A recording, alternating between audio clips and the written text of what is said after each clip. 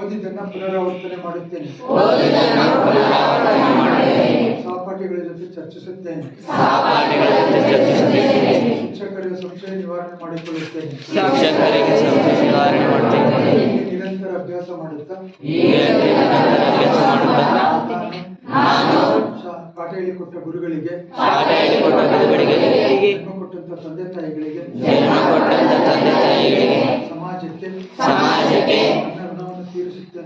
ನನ್ನ ಋಣವನ್ನು ತೀರಿಸುತ್ತೇನೆಂದು ಆತ್ಮಸಾಕ್ಷಿಯಾಗಿ ನಮ್ಮ ಮನೆ ದೇವರ ಮೇಲೆ ಆಣೆ ಇಟ್ಟು ಹೇಳುತ್ತೇನೆ. ಇಂದಿನಿಂದಲೇ ನಾನು ಒಬ್ಬ ಒಳ್ಳೆ ವ್ಯಕ್ತಿಯಾಗಿ ಒಳ್ಳೆ ಸಂಸ್ಕೃತ ಗುಣಗಳನ್ನು ಮೈಗೂಡಿಸಿಕೊಂಡು ಸಮಾಜಕ್ಕೆ ಋಣವನ್ನು ತೀರಿಸುತ್ತೇನೆಂದು ಆತ್ಮಸಾಕ್ಷಿಯಾಗಿ ಪ್ರಮಾಣ ಮಾಡಿ ಹೇಳುತ್ತೇನೆ.